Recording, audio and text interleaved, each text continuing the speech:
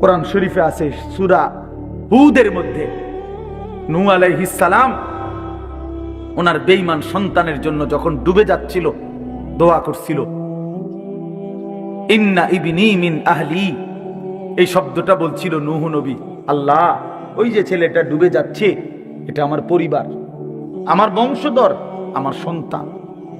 এই কদ্দুর কথা শুধু কইছে, এক দূরে শুধু কইছে, আর কিচ্ছু বলে নাই যে আল্লাহ তারে মাফ করে দেন, তারে মুক্তি দিয়া দেন, তারে ডুবানির থেকে বাঁচায় দেন, কিচ্ছু কয় নাই। এই কথা এখানে শুধু কইছে, আল্লাহ ওই যে ছেলেটা আমার পরিবার, আমার সন্তান।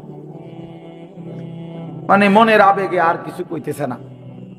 কোরআন শরীফে আছে আল্লাহ তাআলা কোরআনের আয়াত নাজিল করছে, আল্লাহ ওয়াহী নাজিল করছে, ইয়া নূহ, হে নূহ, ইন্নাহু লাইসা মিন আহলিক, সাবধান ওটা তোমার সন্তান না। সরাসরি কোরআন শরীফ, এটা তোমার সন্তান নয়। ইন্নাহু আমালুন গায়রু সালিহ, এটা বেআমল, গায়রু সালিহ। আমলে সালেহ কে কি বলে? নেক আমল বলে। তাহলে আমলে গায়রে সালেহ এটাতে কি বলে? বদ আমল। এটা আপনারা বুঝছেন না কথা? এটা সহজ কথা। আল্লাহ বলছে ও বদ আমল, ও নাফরমান, অতএব ও আপনার সন্তান না। এজন্য আমি পরিষ্কার ছেলেদেরকে বলি, বাবা তোরা যারা বেনামাজি, তুই মুসলমানের সন্তান না। মনে রাখিস বেটা, তুই লাওয়ারিস, তুই বেওয়ারিস, তোর কোনো মা নাই, তোর কোনো বাবা নাই, তোর কোনো পিতৃ পরিচয় নাই। মোবাইলের ওই নর্তকী তোর পরিচয়, মোবাইলের ওই উলঙ্গ নারী তোর পরিচয় হইতে পারে না। তুই কোনো মুসলমানের বাচ্চা না, ইমানদারের সন্তান নাফরমান হয় না। মনে রাখো। দেখো নারী, দেখো আরো দেখো, 16 বছর বয়সেই এত নারী দেখে ফেললা, 18 বছর বয়সেই এত উলঙ্গ ছবি দেখে ফেললা, বাকি জিন্দেগি কি করবা? বাকি জীবনটা কি করবা? সব তো দেখেই লাইলা, সব তো দেখেই ফেললা। এবার লাথি দিয়া ফেরেশতা জাহান্নামে ফেলানো ছাড়া আর বাকি কি? সব তো দেখেই লাইলা।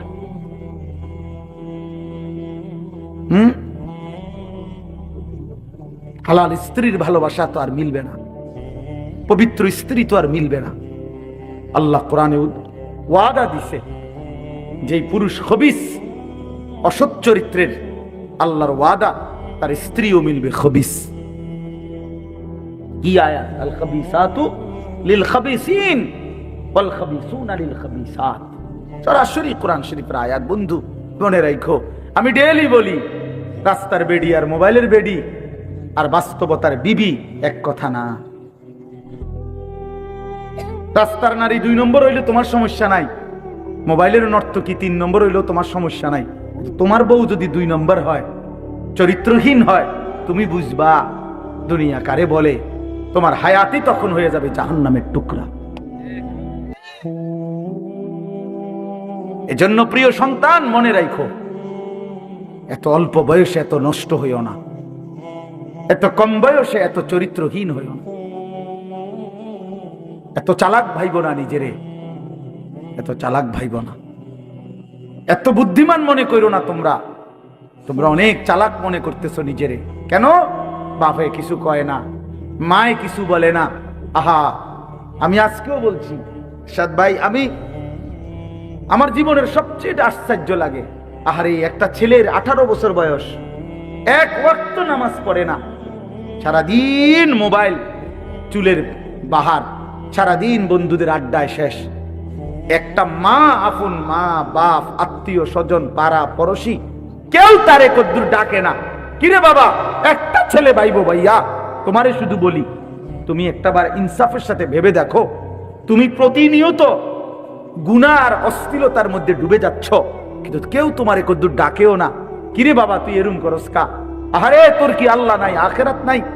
তোর কি বাবা কবর নাই? কেউ তারে কদ্দুর মনে করায় না। এমন অভিশপ্ত হইলো কেন? ইনসাফ কি বলে? মানে ওরে কেউ ডাকে না কা? আপন মাও আপন সন্তানকে ডাকে না, বাবাও ডাকতেছে না, কেউ তারে ফিরাচ্ছে না। তোমারে সবাই ছেড়ে দিছে কেন বাবা? এর মূল কারণ মনে রাখেন ছেলেরা, বাপ মনে রাখো, যার উপরে আল্লাহর লানত পড়ে, খোদার লানত, তারে গোটা সৃষ্টি ঘৃণা করে। তোমারে আর কেউ পছন্দ করে না, এজন্য কেউ তোমারে আর ডাকে না। আমি যদি যদি আমার ছোট ভাই হয়, আমি যদি তারে তার অন্যায়ের কারণে ডাইকা আনে থাপ্পড় দেই, মারি, শাসন করি, এটা তার জন্য কল্যাণ, কারণ আমি তারে ফিরাই আনলাম। আরেক হইলো আমি তার সাথে এতটা রাগ করলাম, যা তোর যেটা মনে কর তুই এটা কর, পিছা দিয়া ফির তোর কপালে তুই যা, আমি তোরে কোনোদিন ডাকবো না, বলবো না, ছুঁইবো না, যা মন চাই তুই যা কর। তো বাহ্যিক দৃষ্টিতে তো মনে হবে তারে মারি নাই, থাপ্পড় দেই নাই, কিন্তু তার তো অনন্তকালটা শেষ, তার ভবিষ্যৎটা শেষ, তার লাইফটা তো শেষ। তার চাইতে ভালো ছিল তারে মারা, কিল কনি ঘুষি দিয়া হইল ফিরাইয়া আনা, এটা উত্তম ছিল না? এজন্য তোমারে ফিরাবে না কেন? তোমরা যারা সারা দিন রাত এক ওয়াক্ত নামাজ পড়ো না, কোনোভাবেই আল্লাহ আখিরাত পরকালের কিছুই বুঝো না, এমন অভিশপ্ত, মাত্র 18 বছর বয়সে খোদার গজব পড়লো তোমার উপরে, আল্লাহর লানত পড়লো কেন? 18 বছর বয়সে এত বড় নাফরমান হয়ে গেল কেন? 20 বছর বয়স না হইতেই বাবা তুমি এত বড় আল্লাহর অভিশপ্ত বান্দা হইয়া গেল কেন, যে কেউ তোমার আর পছন্দ করে না, কেউ ডাকে না? আমি একটু আগেও বলছি বয়ানে, আমার মার বয়স 75 বছর, আমার আম্মার বয়স, আমার বয়স 44 বছর। আমি আজকে 21 বছর ওয়াজ মাহফিলের এই জিন্দিগি আমার, আলহামদুলিল্লাহ। আমার 4টা সন্তান আছে বাবা, আমার 4টা ছেলে মেয়ে আছে। আমার এই 44 বছর বয়সেও আমার আম্মা 75 বয়স্ক মহিলা, এখনো আমার মা আমারে কথা হইলেই বলে, হুদ নামাজ শুনি, খোদার কসম মা আমারে এখনো জিগায়, ফুত নামাজ শুনি, নামাজ পড়ছি। আমার সন্তানদেরকে দেখলো জিগায়, নাতি নামাজ শুনি। আমার মা আমারে আজও বলে, ফুত কতখানে ওয়াজে যাও, মানুষের লোকে চাইও টাকা পয়সা লইয়া, কি করো না, কষ্ট দিও না, ঝামেলা করো না। কতবার যে কইছে মা আমার এই কথাইটা, শতবার কইছে মা আমারে আমার এই জীবনে। কিরে ভাইয়া, 75 বছর বয়স্ক মা তো আমার 44 বছর বয়সী সন্তানকে আজও ডাকে যে ফুত নামাজ পড়ছনি, তোমার বয়স মাত্র 18 বছর, তোমারে কেন কেউ ডাকে না? তোমার জীবনে এত বড় অভিশপ্ত হলো কেন? নুয়াল্লিহি মা তাওয়াল্লা ওয়া নুসলিহি জাহান্নাম ওয়া সাআত মাসীরা। আল্লাহ বলে, আমার যে বান্দা আমার রাসূলের বিরুদ্ধাচরণ করবে এবং আমার ইমানদার মুমিনদের পথ থেকে উল্টো পথে চলবে, আল্লাহর কসম আল্লাহ বলে, নুয়াল্লিহি মা তাওয়াল্লা, আমি তাকে সেই উল্টো পথেই চালাবো, ওয়া নুসলিহি জাহান্নাম, একদিন তাকে জাহান্নামেই ফেলে দেব, একদিন তাকে জাহান্নামেই ফেলে দেব। ওয়ালা তাকুনু কাল্লাযীনা নাসুল্লাহ ফাআনসাহুম আনফুসাহুম। রব্বুল আলামিন বলেন, ইমানদার আমি আল্লাহকে এতটা ভুলে যেও না, বেশি দিন ভুলে গেলে আমি একদিন তোমাকে নিজের পরিচয় ভুলিয়ে দেব, আত্মপরিচয় ভুলে যাবা বান্দা, আর কোনোদিন মনে পড়বে না তুমি মুসলমান, আর কোনোদিন মনে পড়বে না তোমার কবর আছে, হাসর আছে, আখিরাত আছে, আর কোনোদিন পরকাল ভুলে দেব। ব্যস্ততম এই দুনিয়ায় কারাকারি কামরা কামরি করতে করতে, দুনিয়া কারাকারি করতে করতে, দুনিয়ার নেশায় পড়ে থাকতে থাকতে একদিন কবরে পৌঁছায় দেব, আখিরাত ভুলায় দেব। আল্লাহকুমুত তাকাসুর হাত্তা যুরতুমুল মাকাবির। আল্লাহ বলে, বান্দা দুনিয়া বাড়ানোর নেশায় আখিরাত ভুলে গেলা, কিন্তু মনে রেখো এরই মাঝে একদিন কবরস্থানে পৌঁছে যাবা, ঠিকই একদিন কবরস্থানে চলে আসবা। কাল্লা সাউফা তা'লামুন, সেদিন কবরে আসলেই আমি আল্লাহ তোমাকে বুঝিয়ে দেব আমার প্রতিটা নাফরমানির শাস্তি। এজন্য প্রিয় বন্ধু, আমার মূল বক্তব্য এবার ইনসাফের সাথে বুঝেন। সবাই আলহামদুলিল্লাহ মনোযোগী হয়েছেন, আমরা কম হই কিন্তু মনোযোগী হইছি। এই যে আন্তরিকতা নিয়ে এখন শুনতেছেন, এবার একবার এতক্ষণের ধমকা ধমকি মূল মাকসাদ দোস্ত খোদার কসম, আমি কোনো কারোর সাথে ঝগড়া করে বসছি না। ঝগড়া করে বসছি ভাইয়া এমন তো না যে কারোর সাথে আমার কাজ যা ঝগড়া হয়েছে। এই এতগুলো ধমকের মাকসাদ তো ফিরাইতে চাই, তোমার বিবেক জাগাইতে চাই, ইমানদারের বিবেক জাগাইতে চাই। এই জন্য এতগুলো শক্ত কথা বললাম। অর্থ হইল দিলটা জাগুক, ইনসাফ আসুক, বিবেক আসুক, জাগুক। তো যদি আমরা বুঝি আমরা মুসলমান, আমরা মুমিন, তাইলে বাপ আমাদের জিন্দেগি আখেরাত, আমাদের জীবন দুনিয়া না।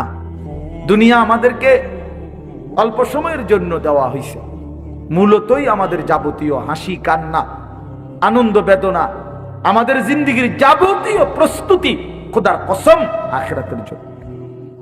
আখিরাতের জন্য আমাদের সত্যিকার অর্থে আমরা একটা মিনিট আমার শায়েখ আরিফ বিল্লাহ হাকিমুন নফস আল্লামা মুফতি মুশতাকুন নবী কাসিমি হুজুর আমার মাদ্রাসায় কয়দিন আগে বয়ান করছিলেন। 8ই ফেব্রুয়ারি আমি আমার মাদ্রাসায় কিশোর যুবক ছেলেদের জন্য আলাদা ইসলাহি মজলিসের আয়োজন করছিলাম বয়ানের। 16 বছর থেকে 30 বছর বয়সী, শুধু এই বয়সী ছেলেদের জন্য প্রায় 600 ছেলে উপস্থিত হয়েছিল।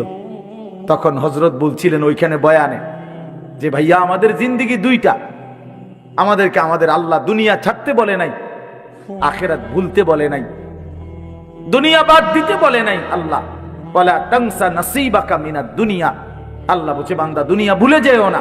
আমি বাজার ব্যবসা হাট ঘাট চাকরি ক্ষেত খামার স্ত্রী সন্তান ঘর পরিবার ঘুম আহার নিদ্রা আমি কোনোটাই বাদ দিতে বলি নাই বান্দা, ছাড়তে বলি নাই। আমি আল্লাহ তোমাদের জিন্দেগি বানাইছি দুইটা, একটা হলো দুনিয়া আর একটা হলো আখিরাত। দুনিয়া তুমি কর্ম করবা আর আখিরাতের জন্য আমল করবা। দুনিয়া কর্ম, আখিরাত তোমার ধর্ম। দুনিয়ার জন্য করবা কর্ম, আখিরাতের জন্য করবা ধর্ম। তো ধর্ম এবং কর্ম, কর্ম এবং ধর্ম মিলবে, তোমার গন্তব্য জান্নাতে হবে। তাইলে এখন হুজুর একটা আশ্চর্য সুন্দর কথা কইছে যে আল্লাহ বলছে বান্দা দুনিয়া তোমার কর্ম, আখিরাতের জন্য তোমার ধর্ম। কিন্তু আখিরাত লম্বা সময়, দুনিয়া স্বল্প সময়। নবীজি সাল্লাল্লাহু আলাইহি সাল্লাম বলছেন একটা সাগরের মধ্যে যদি কেউ নিজের আঙ্গুল চুবায় ভিজায়, তো আঙ্গুলের অগ্রভাগে যেটুকু পানি এটুকুই হলো দুনিয়া, আর সাগরের বাকিটা পানি আখিরাত। তাইলে আখিরাত লম্বা না দুনিয়া লম্বা বলেন? কিন্তু মজার বিষয় হলো লম্বা হলো আখিরাত, স্বল্প হলো দুনিয়া। কিন্তু আল্লাহ তাআলা আমার হায়াত, আমার সময় স্বল্প দুনিয়ার জন্যই দিয়েছেন বেশি, আর অনন্তকালের আখিরাতের জন্য আমল চাইছেন অল্প অল্প। সকাল 6টা বাজে 4 রাকাত ফজরের নামাজ, তাহলে 10 মিনিটের বিষয়। আবার দুপুর 1:30টা বাজে 10 রাকাত জোহরের নামাজ, 20 মিনিটের সময়। তাইলে ধরে নিলাম সকাল 6টার পরে 7টা 8টা 9টা 10টা 11টা 12টা 1টা, প্রায় 7.5 ঘন্টা পরে আবার 20 মিনিট। তাহলে সকালের 10 মিনিট আর দুপুরের 20 মিনিট, এই হলো 30 মিনিট মনে করেন আখিরাতের জন্য, আর 7.5 ঘন্টা আমার দুনিয়ার কর্মের জন্য। তাহলে স্বল্প সময়ের দুনিয়ার জন্য আমারে সুযোগ দিলেন বেশি, অনন্তকালের আখিরাতের জন্য আমলের জন্য চাইলেন আমার কাছে অল্প সময়। এটাও আল্লাহর জন্য আমরা দেব না? এটা ইনসাফ হইল? এটা বিবেকের দাবি হইল ভাইয়া? অতএব আমি অনুরোধ করছি মেহেরবানি করে আমরা ভাবতে শিখি। আরে এই বাচ্চা লাগাই দিলেন কেন আপনারা, আবার নামাই দিলেন কেন? তাইলে শেষ, আমার কথা শেষ, আর অল্প একটু কথা। তাইলে আমি বলতে চাচ্ছি আমরা যদি বুদ্ধিমান হইতাম তাইলে দুনিয়া আমাদের সুন্দরী চলে, আখিরাত সাথে নিলে দুনিয়া লস হয় না। আখিরাত সাথে নিলে 5 ওয়াক্ত নামাজ যদি কেউ মজবুত সিদ্ধান্ত নেয়, এটা কঠিন কিছু না। হালাল উপার্জনের কেউ সিদ্ধান্ত নিলে এটা কঠিন কিছু না। চরিত্র হেফাজতের সিদ্ধান্ত নিলে খোদার কসম এটা কিছুই না। আল্লাহ তাআলা হাদিসে কুদসিতে আছে, ওয়াদা দিছে, কেউ যদি আমি আল্লাহর ভয়ে চোখ হেফাজত করে, আমি তার দিলের মধ্যে ঈমানের এমন স্বাদ দেব যে নগদ ইমানের মজা সে পাইতে থাকবে। খোদার কসম এটা হাদিস, মান তারাকাহা মাখাফাতি আবদালতুহু ঈমানান ইয়াজিদু হালাওয়াতাহু ফি কলবি। তাহলে গুনাহ ছেড়ে দিলে, আল্লাহকে মেনে নিলে, আল্লাহর ইবাদত করিলে খুব কঠিন কিছু না, খুব কঠিন কিছু না। এই জন্য প্রিয় ভাই আমার, বাপ আমার, এই শেষ বেলায় আমি এই অনুরোধটাই করতে চাই, আমরা যদি বুঝি আখিরাত আমাদের জিন্দেগি, পরকালের জন্যই আমাদের প্রস্তুতি, তাইলে আমাদের প্রস্তুতির